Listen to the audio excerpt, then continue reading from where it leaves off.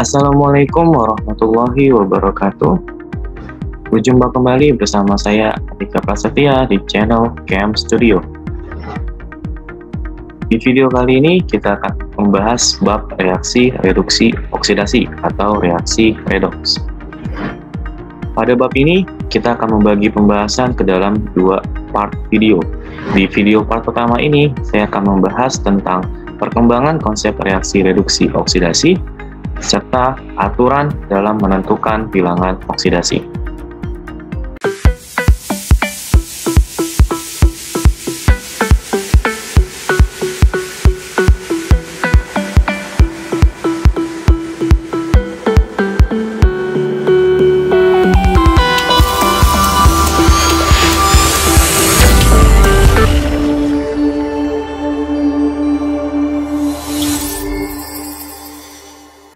Reaksi reduksi oksidasi atau reaksi redoks sebenarnya adalah jenis reaksi yang cukup dekat dengan kehidupan sehari-hari kita. Sebagai contoh, jika kita pernah melihat pagar yang berkarat, di mana indikatornya adalah terjadi perubahan warna. Nah, perubahan warna ini menandakan bahwa terjadi reaksi oksidasi pada besi tersebut. Konsep reaksi redoks sendiri mengalami perkembangan, sama halnya seperti teori atom. Untuk konsep yang pertama, reaksi reduksi dan oksidasi atau reaksi redoks ditinjau dari pengikatan dan pelepasan oksigen.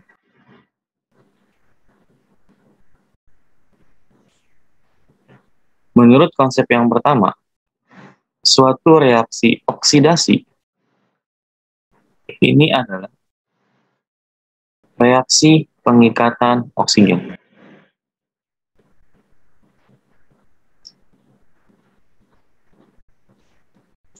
Saya ambil contoh. Misalkan di kondisi awal terjadi reaksi antara karbon dengan oksigen. Karbon pada awalnya berdiri sendiri, tidak bersenyawa atau tidak berikatan dengan oksigen. Namun setelah reaksi terjadi, ternyata terbentuklah CO2. Dalam senyawa CO2, karbon berikatan atau bersenyawa dengan oksigen. Nah, ini menandakan bahwa karbon mengikat oksigen, sehingga karbon mengalami oksidasi. Contoh lain, misalkan seperti ini. Mangan atau Mn pada kondisi awal dia tidak berikatan dengan oksigen atau terpisah ya dari oksigen. Nah, ternyata setelah terjadi reaksi terbentuklah senyawa MnO2 di mana Mn berikatan dengan oksigen. Artinya Mn yang pada kondisi awal dia berdiri sendiri atau tidak berikatan dengan oksigen, setelah dia mengikat oksigen maka bersenyawa membentuk MnO2. Artinya Mn mengalami reaksi oksidasi. Sedangkan reduksi sendiri menurut konsep ini, reduksi adalah reaksi pelepasan oksigen. Jadi kebalikan dari reaksi oksidasi.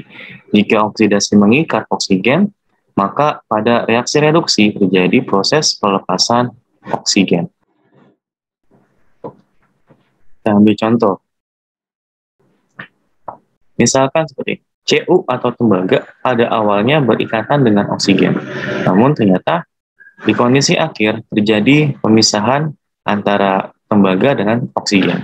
Nah, bisa kita lihat Cu yang awalnya bersenyawa dengan oksigen ternyata di kondisi akhir menjadi berdiri sendiri atau tidak lagi berikatan dengan oksigen.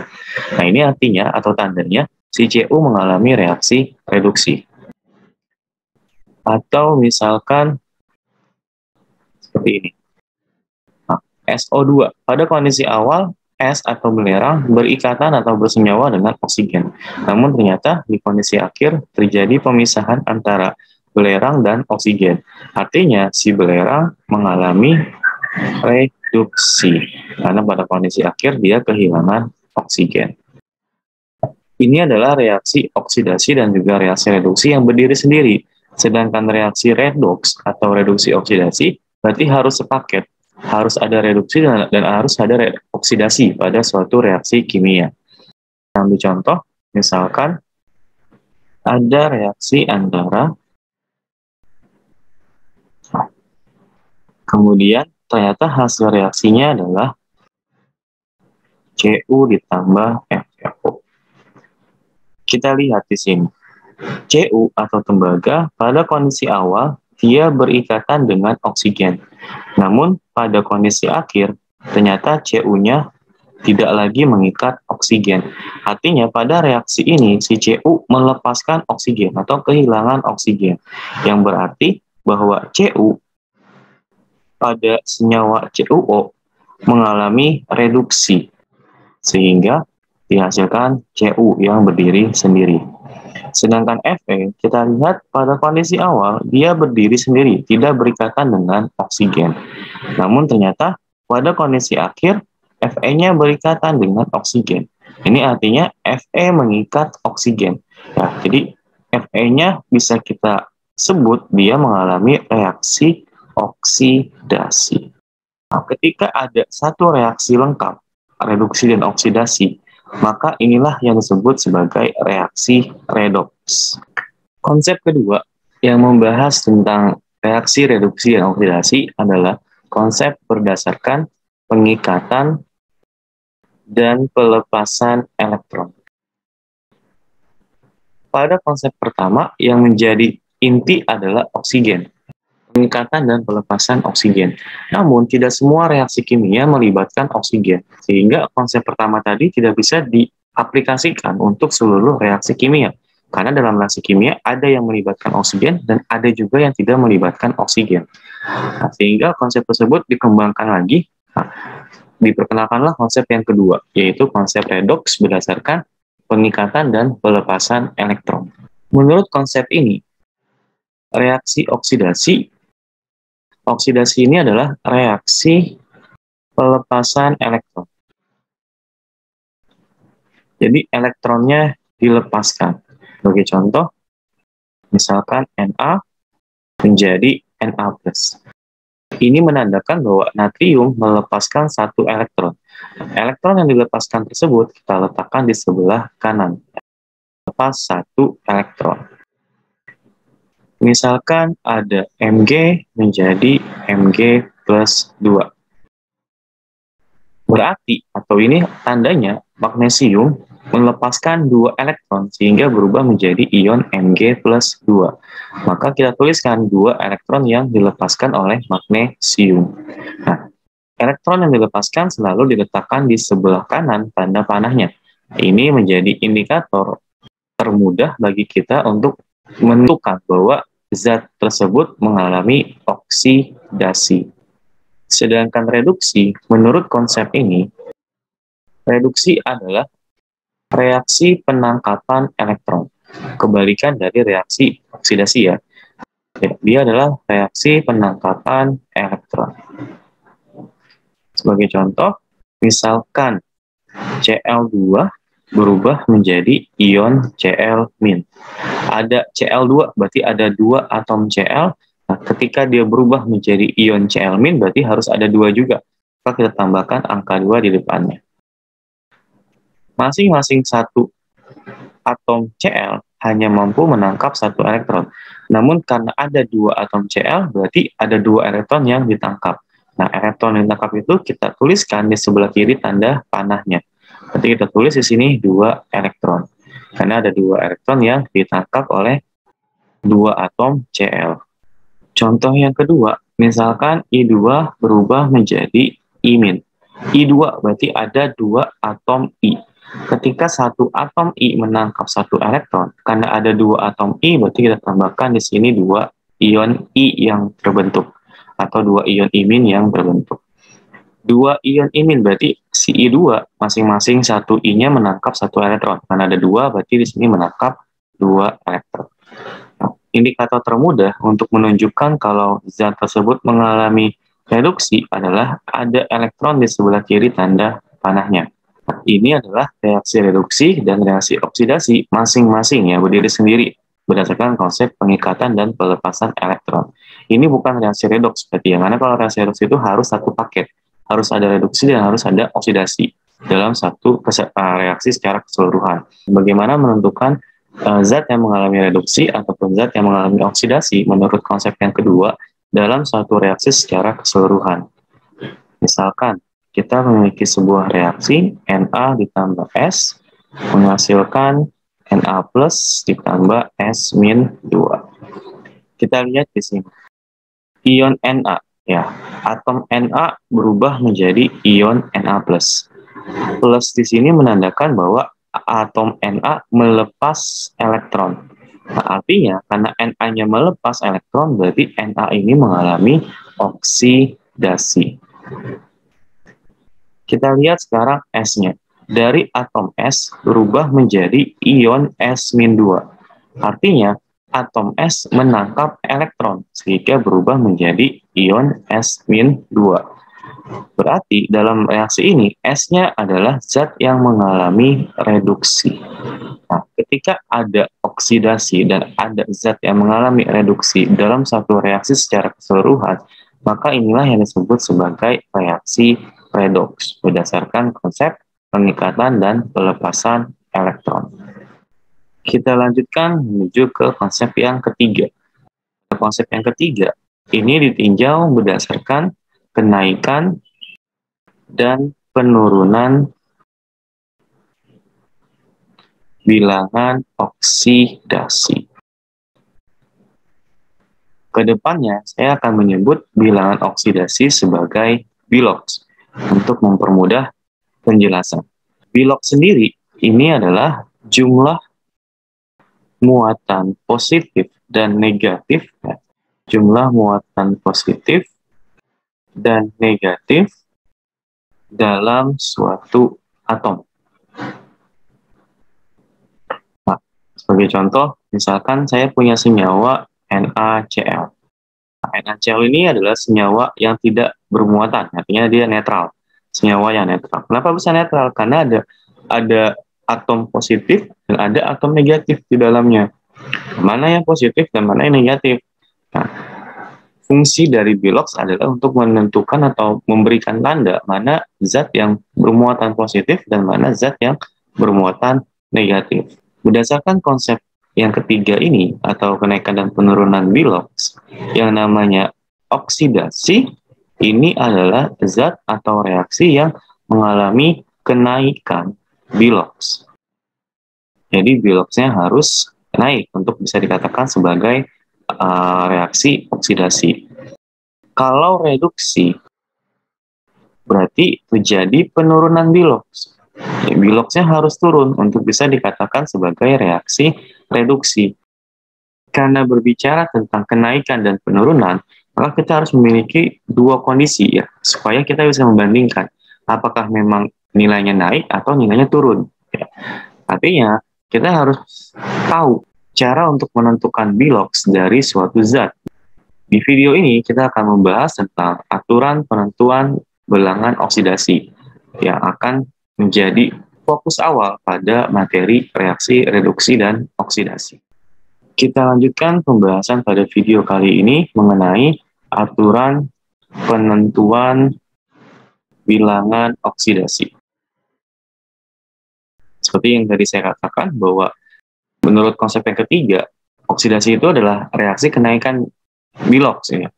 Reduksi, reaksi yang terjadi penurunan biloks, naik dan turun. Maka kita harus memiliki kondisi pembanding. Nah, di sini kita akan mempelajari bagaimana caranya untuk menentukan nilai biloks dari suatu zat. Ada sekitar 10 aturan yang harus kita pahami ya, agar kita dapat menentukan atau memberikan nilai biloks dari masing-masing zat dengan tepat. Aturan pertama dan merupakan aturan dasar ya, bahwa jumlah biloks pada senyawa netral itu harus bernilai sama dengan 0. Maksudnya apa? Kita akan bahas dengan menggunakan variabel terlebih dahulu untuk memasukkan konsep terlebih dahulu. Misalkan saya memiliki senyawa NaCl. Masing-masing atom Na dan Cl itu pasti memiliki bilangan oksidasi. Namun kita belum tahu yang mana yang positif dan mana yang negatif. Dan nilainya positif berapa ataupun negatif berapa. Nah, kita misalkan dulu aja. Seandainya atom Na memiliki biloks X dan atom Cl memiliki biloks Y, maka jumlah biloksnya atau X tambah Y-nya ini harus sama dengan 0. Karena dia adalah senyawa netral. Contoh yang kedua, misalkan saya memiliki senyawa Al2O3. Seandainya Al memiliki bilox P dan O memiliki bilox Z, maka jumlah bilox, ya namanya jumlah berarti harus dikalikan dengan jumlah atom yang ada pada senyawa ini. Di sini tertulis Al2, berarti ada 2 atom Al. Berarti biloxnya Al kita kalikan dengan jumlah atomnya si Al. Berarti P dikalikan 2. Berarti di sini adalah 2P. Nah, O-nya O3, ya, berarti ada 3 atom O. Maka jumlah atomnya kita kalikan dengan biloxnya. Berarti 3 dikali Z itu sama dengan 3Z. Nah, jumlahnya harus sama dengan 0, berarti 2P ditambah 3Z harus bernilai sama dengan 0. Kalau 3 unsur, ya misalkan saya memiliki senyawa Na2SO4. Seandainya Na memiliki bilox A, S memiliki bilox B, dan O memiliki bilox C, maka jumlah biloxnya, berarti kita kalikan dengan jumlah atomnya. Na-nya ada 2, berarti 2 dikalikan biloxnya, yaitu A. 2 kali A sama dengan 2A. Nah, S ada 1 atom di sini ya. S tidak ada angka setelah huruf S, berarti artinya hanya ada 1 atom S. Dikalikan dengan biloxnya, yaitu B. Berarti 1 kali B sama dengan B. O-nya O4, berarti ada 4 atom O. Kita kalikan dengan biloxnya si O, yaitu C. Berarti 4 kali C sama dengan 4C. Nah, jumlah bilox ini harus sama dengan 0. Maka 2A ditambah B ditambah 4C, hasil akhirnya harus bernilai 0. Aturan yang kedua, jumlah bilox dari ion poliatomik ini harus sama dengan muatan dari ion poliatomik tersebut. Ion poliatomik ini adalah ion poliatomik ya. Ion poliatomik ini adalah ion yang tersusun lebih dari 1 unsur. Sebagai contoh, misalkan SO4-2. Nah, di sini ada tanda -2 di bagian atas ya. Ini menandakan bahwa SO4 ini adalah ion yang memiliki muatan -2. Beda dengan yang nomor 1, di sini tidak ada pangkat negatifnya ya.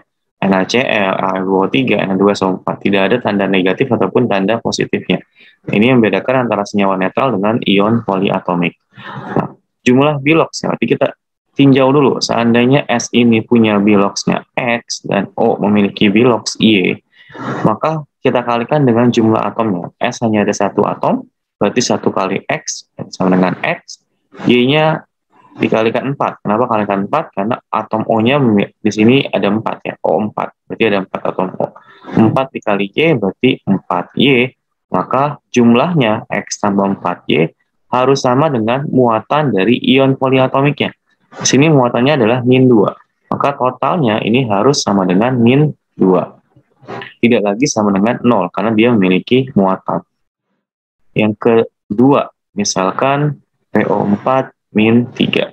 Seandainya P punya bilox A dan O punya bilox B, jumlah biloxnya, berarti kita kalikan dengan jumlah atomnya. P hanya ada 1 kali A berarti A. O4 berarti ada 4 atom O, kita kalikan dengan biloxnya yaitu B, berarti 4 kali B sama dengan 4B. Nah, jumlahnya harus sama dengan muatan ion poliatomiknya. Di sini muatannya adalah -3. Maka A tambah 4B nilainya harus sama dengan -3. Seandainya dia bernilai positif, misalkan seperti ini, NH4+, berarti muatannya adalah +1. Seandainya N punya bilox Q dan H memiliki bilox R, maka kita kalikan dengan jumlah atomnya. Nah, jumlah atom N hanya ada 1 kali Q berarti Q. Atom H-nya di sini ada 4 ya, H4. Maka 4 dikalikan dengan biloxnya yaitu R, berarti 4R. Nah, muatannya adalah +1. Maka jumlahnya Q tambah 4R harus bernilai +1. Ini adalah jumlah bilox dari ion poliatomik. Ya, harus sama dengan muatan ion poliatomiknya. Jadi tidak sama karena tidak semua ion poliatomik memiliki muatan yang sama. Nah, sekarang di alternatif ketiga kita akan masuk ke dalam penentuan angkanya. Karena kan kita masih ngomongin konsep dengan menggunakan variabel. Nah, sekarang kita menggunakan angka. Aturan yang ketiga, bilox dari unsur bebas ini selalu bernilai sama dengan 0. Apa itu unsur bebas? Unsur bebas ini adalah unsur-unsur yang tidak bersenyawa dengan unsur lain, ya, atau tidak berikatan dengan unsur yang lain. Contoh, misalkan ada atom Na. Na-nya berdiri sendiri, tidak berikatan dengan unsur yang lain. Maka bilox dari Na di sini bahkan bernilai 0, karena dia adalah unsur bebas. Kedua, misalkan Cl2. Cl2, ada 2 atom Cl. 2 atom Cl berarti kan atom yang sejenis ya. Atom yang sejenis masih masuk ke dalam unsur bebas, karena dia tidak berpasangan atau tidak berikatan dengan unsur yang lain.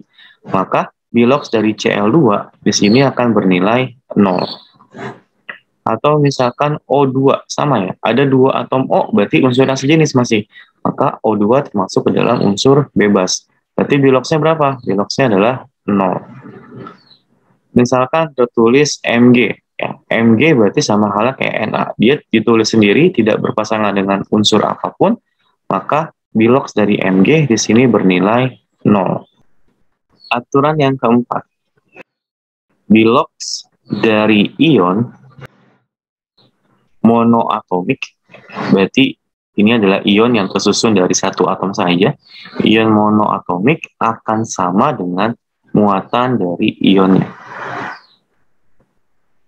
Hampir sama sebenarnya dengan aturan nomor 2 tadi, di mana jumlah bilox dari ion poliatomik sama dengan muatan ionnya. Ini pun untuk ion monoatomik, biloxnya akan sama dengan muatan dari ionnya. Saya ambil contoh, misalkan ada ion Na+, maka biloxnya akan sama dengan muatan dari ionnya. Muatannya kan plus 1, ya berarti biloxnya adalah plus 1. Misalkan ada Cl-. Di sini ada tanda minus yang menandakan dia adalah sebuah ion yang bermuatan minus 1. Berarti biloxnya sama dengan muatannya, yaitu min 1. Atau O-2. Di sini merupakan ion oksigen dengan muatan min 2. Maka biloxnya sama dengan muatannya, yaitu min 2. Ada Mg plus 2. Ya, artinya ini adalah ion dari Mg dengan muatan plus 2. Maka biloxnya sama dengan muatannya, yaitu plus 2. Kita bandingkan dengan aturan nomor 3. Di sini Na-nya berdiri sendiri, ini juga Na-nya berdiri sendiri. Namun, di aturan keempat, ya, di sini, dia memiliki tanda plus di atasnya, yang menandakan bahwa ini adalah ion, ya, bukan lagi unsur. Maka nilainya berubah, bukan 0 lagi, melainkan plus 1. Nah, yang Cl-nya pun sama. Di sini Cl2 tidak memiliki muatan. Sedangkan di bagian yang keempat, di sini memiliki muatan min 1. Artinya bahwa ini yang di nomor 4 adalah ion dari Cl. Ya, ion. Berarti biloxnya sama dengan muatan dari ionnya.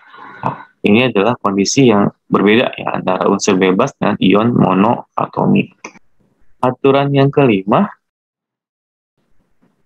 bilox dari unsur F selalu bernilai min 1. Ketika unsur F bersenyawa atau berikatan atau berpasangan dengan unsur yang lain, maka bilox dari unsur F kita berikan terlebih dahulu, yaitu bernilai min 1. Ambil contoh. Misalkan saya memiliki unsur CuF2. Di sini ada unsur F. Maka F-nya kita berikan nilai terlebih dahulu, yaitu nilainya adalah min 1. Karena ada 2 atom F dalam senyawa ini, maka biloxnya kita kalikan dengan jumlah atomnya. Kita kalikan 2. Berarti kan total bilox dari F-nya adalah min 2. Karena ini adalah senyawa netral, maka total biloxnya harus sama dengan 0. Berarti Cu-nya harus berapa supaya nilainya 0? Maka Cu-nya harus bernilai plus 2 agar total biloxnya sama dengan 0. Yang kedua, misalkan ada F2O. Nah, F-nya di sini Kita berikan nilai terlebih dahulu, berarti nilainya adalah min 1. Ada 2 atom F, berarti kita kalikan dengan jumlah atomnya, itu kalikan 2, berarti nilainya adalah min 2. Oksigennya berapa? Kita kan belum tahu nih oksigennya berapa. Nah, karena dia senyawa netral, maka jumlah Biloxnya harus sama dengan 0. Berarti O-nya berapa? O-nya adalah plus 2. Agar menjadi 0 total Biloxnya. Atau lagi misalkan Fe, F3. Nah, di sini ada unsur F. Maka F-nya kita kasih nilai dulu, yaitu min 1. Ada F3, berarti 3 atom F. Maka kita kalikan 3. Min 1 kali 3, min 3. Karena ini senyawa netral, maka total Biloxnya harus sama dengan 0. Berarti Fe-nya berapa? Fe-nya berarti adalah plus 3. Aturan yang keenam. Bilox dari unsur-unsur yang berada pada golongan 1A kecuali hidrogen, golongan 2A, dan golongan 3A, nilainya akan selalu tetap. Nah, berapa nilainya? Yaitu sama dengan nomor golongannya. Jadi ketika ada unsur-unsur dari golongan 1A, golongan 2A, dan golongan 3A, mereka bersenyawa ataupun berikatan dengan unsur lain, maka Biloxnya akan bernilai tetap, yaitu sama dengan nomor golongannya. Kita ambil contoh, misalkan Na. Na ini adalah unsur yang berada pada golongan 1A. Karena dia di golongan 1A, maka jika Na bersenyawa atau berpasangan dengan unsur yang lain, maka Bilox dia harus tetap, yaitu plus 1. Kenapa plus 1? Karena golongannya adalah 1A. Jadi Biloxnya harus plus 1. Misalkan ada senyawa NaCl. Ada Na di sini, maka Na kita berikan nilai terlebih dahulu sesuai nomor golongannya. Golongan 1A, maka kita berikan nilai plus 1. Ini adalah senyawa netral, maka total Biloxnya harus sama dengan 0. Berarti Cl-nya berapa? Cl-nya adalah min 1. Misalkan lagi Na2O. Ada atom Na, berarti Na kita berikan nilai terlebih dahulu, karena nilainya harus tetap, yaitu plus 1. Berarti plus 1, ada 2 atom, kita kalikan 2, plus 2, nah, O-nya berapa? Ini kan netral ya? Netral berarti harus sama dengan 0. Maka O-nya bernilai min 2. Misalkan lagi NaBr. Ada atom Na nih. Ya, tetap Na-nya kita berikan nilai terlebih dahulu. Di golongan 1A, maka nilainya adalah plus 1. Br-nya berapa? Br-nya harus menyesuaikan supaya hasilnya sama dengan 0, karena dia senyawa netral. Berarti Br-nya bernilai min 1. Contoh yang kedua, misalkan ada magnesium.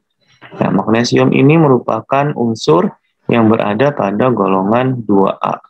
Karena dia golongan 2A, maka ketika dia bersenyawa dengan unsur apapun, Biloxnya harus plus 2. Selalu tetap, nggak boleh berubah. Misalkan ada senyawa MgO. Nah, ada atom Mg, maka Mg kita berikan nilai terlebih dahulu, yaitu nilainya adalah plus 2, karena dia adalah unsur dari golongan 2A. O-nya berapa? O-nya harus menyesuaikan, biar nilainya menjadi 0, ya nilai dari total Biloxnya. Maka oksigennya harus bernilai min 2. Misalkan lagi MgCl2. Mg-nya kita berikan nilai terlebih dahulu, berarti Mg-nya adalah plus 2. Nah, karena senyawa netral, maka jumlahnya harus sama dengan 0. Berarti Cl2-nya berapa? Cl2-nya adalah min 2. Nah, hati-hati di sini Cl2. Cl2 itu berarti ada 2 atom Cl. 2 atom Cl nilainya min 2, maka untuk 1 atom Cl saja, Biloxnya itu adalah min 1. Nah, ini adalah Bilox dari Cl. Jadi kalau ditanyakan Bilox, itu adalah Bilox dari satu unsur saja, bukan dari banyak unsurnya. Contoh lagi misalkan Mg3N2. Ada magnesium nih, ada Mg, maka dia duluan yang kita kasih nilai. Berapa nilainya? Plus 2, karena dia adalah golongan 2A. Ada 3 atom, berarti kita kalikan 3. Maka totalnya adalah plus 6. Maka N2-nya berapa? Karena dia ada senyawa netral, totalnya harus sama dengan 0. Maka nilai N2-nya harus min 6. Nah, sama kayak tadi, N2 berarti ada 2 atom N. Nilainya min 6. Maka 1 atom N saja, nilai Biloxnya adalah min 3. Sekarang kita masuk ke aturan yang nomor 7. Pada aturan nomor 7, Bilox dari unsur H ini akan bernilai plus 1. Kecuali, ya, ada pengecualian nih, kecuali jika berikatan atau bersenyawa dengan unsur-unsur yang berasal dari golongan 1A, 2A, dan golongan 3A. Jadi, si hidrogen akan memiliki Bilox plus 1 jika dia tidak berikatan dengan unsur-unsur dari golongan 1, 2, dan 3A. Saya ambil contoh. Misalkan ada HCl. Cl ini adalah golongan 7A. Unsur berasal dari golongan 7A. Artinya, hidrogennya akan bernilai plus 1.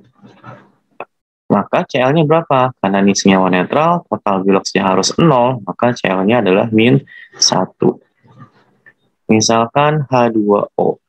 O ini adalah unsur yang berasal dari golongan 6A. Karena golongan 6A, maka hidrogen akan mendapatkan nilai Bilox plus 1. Ada 2 atom, berarti kita kalikan 2. Maka totalnya adalah plus 2. Berarti oksigennya harus mengikuti agar hasilnya sama dengan 0. Maka nilai oksigennya adalah min 2. Tapi ketika hidrogen berpasangan dengan unsur dari golongan 1A seperti ini, maka golongan 1A-nya dulu yang kita tetapkan nilainya. Karena nilai golongan dari 1A tidak boleh berubah. Harus selalu plus 1. Maka hidrogennya berapa? Nah, hidrogennya sekarang harus menyesuaikan. Menyesuaikan supaya hasilnya sama dengan 0. Berarti Bilox dari hidrogennya adalah min 1. Sama halnya dengan misalkan dia berpasangan dengan AlH3. Al ini adalah golongan 3A. Ya. Karena golongan 3A, Biloxnya nggak boleh diubah-ubah. Biloxnya harus selalu tetap, yaitu plus 3, sesuai nomor golongannya. Maka H3-nya harus menyesuaikan, supaya hasil akhirnya menjadi 0. Maka berapa Biloxnya? Biloxnya adalah min 3.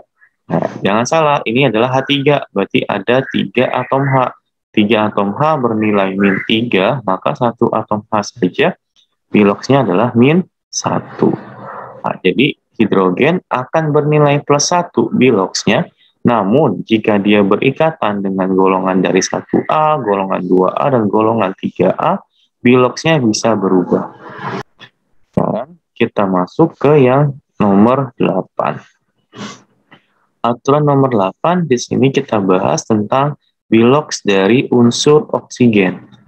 Bilox dari unsur oksigen akan bernilai min 2, kecuali jika si oksigen berikatan dengan unsur-unsur golongan 1A, golongan 2A, golongan 3A, unsur F, dan juga unsur hidrogen. Sama dengan hidrogen dari kasusnya. Oksigen ini akan bernilai min 2 Biloxnya, namun jika dia berikatan dengan golongan 1, golongan 2, golongan 3, serta unsur F ataupun unsur H, maka Biloxnya bisa jadi berubah. Ambil contoh. Misalkan pada senyawa CuO. Cu ini adalah golongan 1B. Karena dia golongan 1B, berarti tidak masuk ke dalam pengecualian. Maka nilai Bilox dari oksigennya adalah min 2. Cu-nya berapa? Cu-nya harus menyesuaikan supaya hasilnya sama dengan 0. Maka Cu-nya adalah plus 2. Misalkan lagi Fe2O3. Nah, Fe ini bukan golongan 1A, bukan golongan 2A, bukan golongan 3A, dan bukan unsur F, bukan juga unsur H. Bedain ya, hati-hati ya, ini adalah unsur F, sedangkan di sini adalah Fe.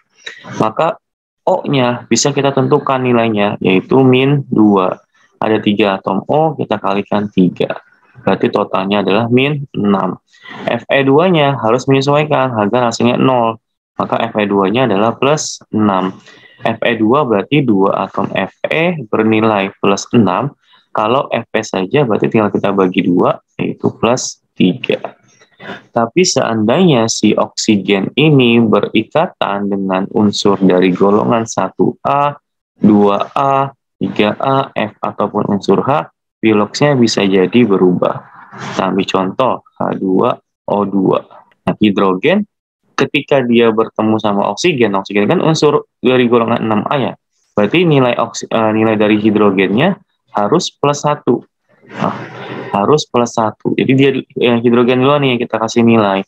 Plus 1 ada 2 atom, berarti sini kalikan 2, maka nilainya adalah plus 2. Maka O2-nya berapa? Menyesuaikan biar hasilnya 0. Berarti O2-nya adalah min 2.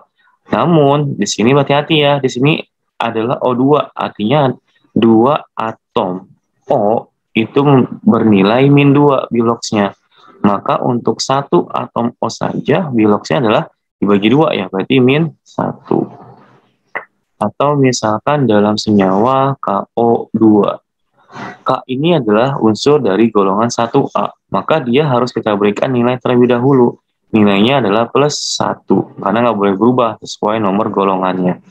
Oksigennya berapa berarti? Oksigennya harus menyesuaikan biar hasilnya jadi 0.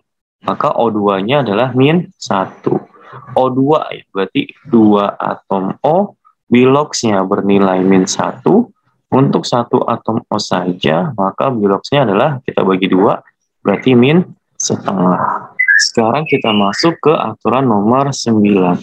Pada aturan nomor 9, biloks dari unsur Cl, unsur Br, dan juga unsur I akan bernilai min 1. Namun, jika dan hanya jika ya, aturan ini berlaku jika unsur-unsur di atas ditulis di akhir molekul. Apa sih maksudnya ditulis di akhir molekul? Nah, misalkan gini, ada senyawa CuI. Ya. I-nya ditulis di belakang, di bagian belakang. Berarti ini adalah akhir dari molekulnya. Maka nilai I-nya akan min 1, karena ditulis di belakang. Maka Cu-nya harus menyesuaikan. Menyesuaikan biar jadi sama dengan 0. Nah, dia adalah netral, ya, senyawa netral. Berarti Cu-nya adalah plus 1. Misalkan lagi ada FeCl3. Nah, ini Cl-nya ditulis di belakang, di akhir molekul. Berarti nilai Cl-nya harus min 1, karena di belakang. Ada 3 atom Cl, berarti kalikan 3, maka totalnya min 3. Berarti Fe-nya berapa? Fe-nya harus menyesuaikan agar hasilnya sama dengan 0. Berarti Fe-nya adalah plus 3. Hanya berlaku jika ditulis di akhir molekul. Kalau dia ditulis di awal molekul, maka dia nggak berlaku lagi. Misalkan dalam senyawa BrO3-nin. Nah, ada tanda minus, ini menandakan kalau BrO3 di sini adalah ion poliatomik ya.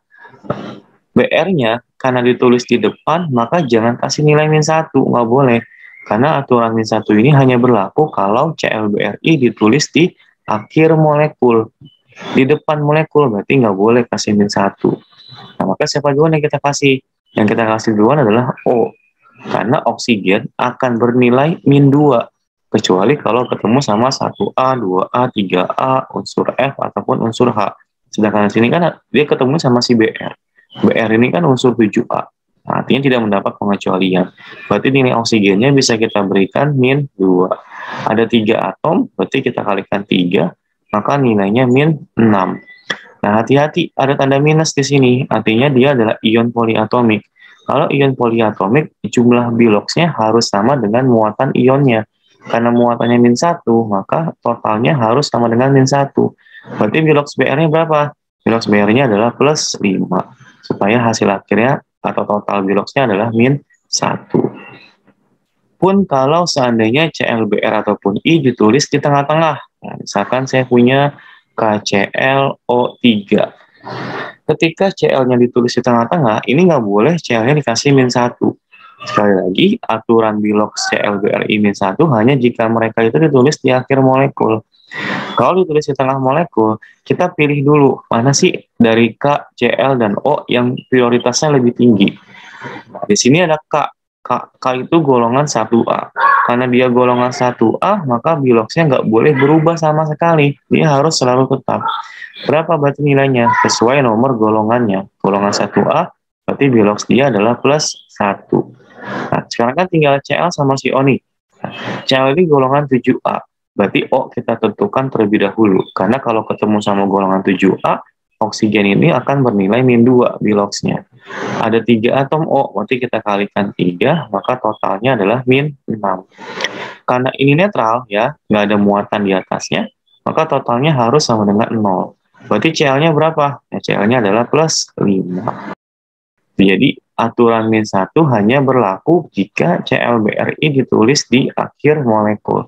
Tapi kalau ditulis di depan ataupun ditulis di tengah, maka biloxnya akan berubah mengikuti unsur dalam senyawa itu. Sekarang aturan ke-10. Aturan ke-10, bilox dari unsur S ini akan bernilai -2. Namun dengan kondisi yang sama dengan Cl, Br, dan I. Jika ditulis di akhir molekul, ya, atau di belakang ditulisnya. Contoh, misalkan ada FeS. Se-nya ditulis di belakang, maka nilainya akan -2. Kita bisa berikan nilainya duluan gitu ya. Maka Fe-nya berapa? Fe-nya harus menyesuaikan agar hasilnya sama dengan 0. Berarti Fe-nya adalah +2. Misalkan lagi ZnS. S-nya ditulis di belakang, berarti S-nya bernilai -2. Zn-nya tinggal mengikuti agar hasilnya sama dengan 0. Berarti Zn-nya adalah +2. Nah, kalau ditulis di depan molekul, misalkan SO2. Nah, S-nya jangan dikasih -2. Karena aturan -2 hanya berlaku kalau S-nya itu ditulis di belakang atau di akhir molekul. Karena S golongan 6A, maka oksigen kita tentukan terlebih dahulu, yaitu bernilai -2. Ada 2 atom, berarti kita kalikan 2, maka totalnya adalah -4. Total biloxnya harus sama dengan 0, berarti S-nya menyesuaikan, sehingga nilainya adalah +4. Kalau ditulis di tengah-tengah, misalkan dalam senyawa H2SO4. Kita cari yang lebih tinggi prioritasnya, H, S, dengan O. Yang memiliki prioritas lebih tinggi adalah hidrogen. Kenapa hidrogen? Karena S dan O bukan golongan 1A, golongan 2A, ataupun golongan 3A. Jadi hidrogen bisa kita berikan nilai terlebih dahulu, yaitu +1. Ada 2 atom hidrogen, kita kalikan 2, berarti +2. Oksigennya sekarang tinggal oksigen dengan S, ya. Tinggal O dan S. S ini kan golongan 6A, berarti kan tidak masuk ke dalam pengecualian. Berarti oksigennya kita berikan nilai terlebih dahulu. -2, ada 4 atom, kalikan 4. Berarti totalnya adalah -8.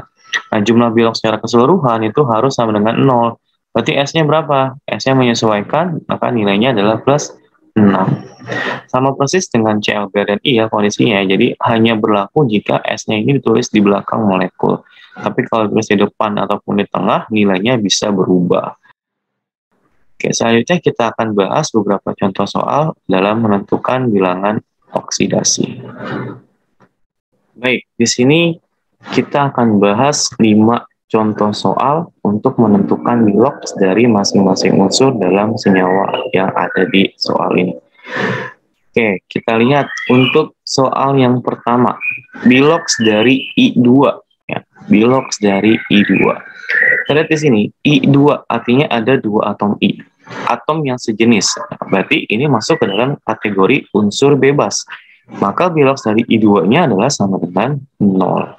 Karena dia unsur bebas. Semua unsur bebas, baik itu golongan A ataupun golongan transisi, maka akan bernilai 0. Kita lanjut ke nomor 2, senyawanya adalah Li2CrO4. Ada 3 unsur dalam senyawa. Berarti kita pilih unsur yang prioritasnya paling tinggi terlebih dahulu. Siapa yang paling tinggi? Paling tinggi adalah Li. Kenapa Li? Karena Li adalah golongan 1A. Semua unsur dari golongan 1A ketika bersenyawa, maka biologsnya selalu tetap, yaitu sesuai nomor golongannya. Karena golongan 1 berarti plus 1. Ada 2 atom Li, berarti kita kalikan 2, maka total bilogs Li-nya adalah plus 2. Lalu Cr dengan O. Nah, Cr ini adalah unsur golongan transisi. Berarti oksigen lebih tinggi prioritasnya. Maka dia akan bernilai min 2. Karena oksigen itu kan akan bernilai min 2 jika tidak ketemu sama golongan 1A, 2A, 3A, ataupun unsur H dan unsur F. Karena Cr transisi tadi ya, maka O-nya menang. Yaitu nilainya min 2. Ada 4 atom, berarti kita kalikan 4. Maka total bilogs O-nya adalah min 8. Hasilnya harus sama dengan 0, hasil bilogs secara keseluruhan. Jadi Cr-nya tinggal menyesuaikan saja. Maka Cr-nya bernilai plus 6. Lalu yang ketiga, ada ion di sini. Ada ion CO3 min 2. C ini adalah unsur dari golongan 4A. Nah, berarti oksigennya yang kita berikan nilai terlebih dahulu, yaitu nilainya adalah min 2. Ada 3 atom, berarti kalikan 3, maka nilainya adalah min 6. Karena mereka ion poliatomik dengan muatan min 2, maka total bilogs keseluruhan itu harus sama dengan min 2. Berarti C-nya berapa? Ya, C-nya tinggal menyesuaikan, berarti plus 4. Soal yang keempat, ada Na3SbO4. Sama seperti yang nomor 2 ya. Kita pilih unsur yang prioritasnya paling tinggi terlebih dahulu. Dalam hal ini adalah Na, karena Na merupakan unsur golongan 1A, berarti dia akan selalu bernilai plus 1. Nah, ada 3 atom Na, berarti kita kalikan 3, maka total bilogs Na-nya adalah plus 3. Sb merupakan unsur dari golongan 5A. Nah, karena golongan 5A, maka oksigen akan bernilai min 2. Ada 4 atom oksigen, berarti kita kalikan 4, maka total bilogs dari oksigennya adalah min 8. Karena senyawa netral, maka total bilogs secara keseluruhan harus sama dengan 0. Berarti Sb-nya tinggal menyesuaikan, maka Sb-nya bernilai plus 5. Yang terakhir ada XeO4-. Xe golongan 8A, maka oksigen yang kita berikan nilai terlebih dahulu, yaitu min 2 nilainya. Ada 4 atom oksigen, berarti kita kalikan 4, maka nilainya adalah min 8. Nah, Xe-nya berapa? Xe-nya harus menyesuaikan, karena ada tanda minus ya, artinya dia ion poliatomik, maka total bilogsnya harus sama dengan muatan dari ionnya. Berarti totalnya harus sama dengan min 1. Maka Xe-nya berapa? Xe-nya adalah plus 7. Selanjutnya kita akan membahas tentang menggunakan ion poliatomik untuk menentukan bilogs dari unsur yang lain, terutama untuk menentukan bilogs dari unsur transisi atau golongan B. Baik, sekarang kita akan bahas bagaimana menggunakan ion poliatomik untuk menentukan bilogs dari unsur-unsur yang lainnya. Nah, ion poliatomik, seperti saya bahas di awal video, dia merupakan ion yang tersusun lebih dari satu unsur, di mana jumlah bilogs dari ion poliatomik itu akan selalu sama dengan muatan ionnya. Nah, setiap ion poliatomik itu sudah memiliki muatannya masing-masing. Di sini ya, NH4, NH4+, artinya total bilogsnya harus sama dengan plus 1. Lalu ada CO3-2, artinya total bilogs dari CO3 harus sama dengan min 2. Kemudian ada NO3-, artinya jumlah bilogs dari NO3 akan selalu min 1 dan lain-lainnya. Nah, kita bisa menggunakan jumlah bilogs atau muatan dari ion poliatomik ini untuk menentukan bilogs dari unsur yang lainnya. Nah, sebagai contoh, di sini kita akan langsung bahas 4 contoh soal. Yang pertama, CuSO4. Nah, di sini kita tidak bisa langsung memberikan nilai untuk masing-masing unsur. Kenapa? Karena Cu ini adalah unsur transisi atau unsur golongan B. Unsur golongan B tidak punya bilogs yang tetap. dia akan berubah-ubah terus. Dan kita nggak tahu nilai CU di sini berapa. Jadi kita tidak bisa memberikan nilai untuk CU. Lalu ada S. S di sini posisinya di tengah-tengah. Kalau dia ditaruh di tengah-tengah, nilainya bukan lagi min 2. Karena S itu bernilai min 2 hanya jika S-nya ditulis di belakang molekul. Artinya, dalam kasus ini, kita memiliki dua unsur yang biloxnya tidak tetap. Ya, yang biloxnya tidak bisa ditentukan terlebih dahulu. Nah, makanya kita tidak bisa menentukan bilox dari mereka. Hanya oksigen saja yang bisa kita tentukan. Nah, bagaimana caranya agar semua unsur-unsur pada CuSO4 ini bisa kita cari biloxnya? Nah, kita gunakan data ion poliatomik. Nah, data dari ion poliatomik. Di sini ada CuSO4, berarti ada SO4. Nah, di sini penting ya untuk menghafal, setidaknya tahu ion-ion poliatomik mana yang sering muncul. Dalam hal ini SO4. SO4 ini sering muncul. SO4 ini adalah ion sulfat di sini ya. SO4-2. Nah, SO4-2 berarti untuk ion SO4 jumlah biloxnya itu pasti selalu min 2. Artinya SO4 di sini totalnya pasti min 2. Cuman kita nggak tahu S-nya berapa, O-nya berapa. Oke. Cuman yang jelas SO4-nya min 2. Nah, karena SO4-nya min 2, sedangkan ini adalah senyawa netral dan jumlahnya harus sama dengan 0, berarti kan CU-nya harus bernilai plus 2 agar totalnya menjadi 0. Nah, sekarang kita udah punya nilai CU di sini plus 2, barulah kita jabarkan lagi CuSO4.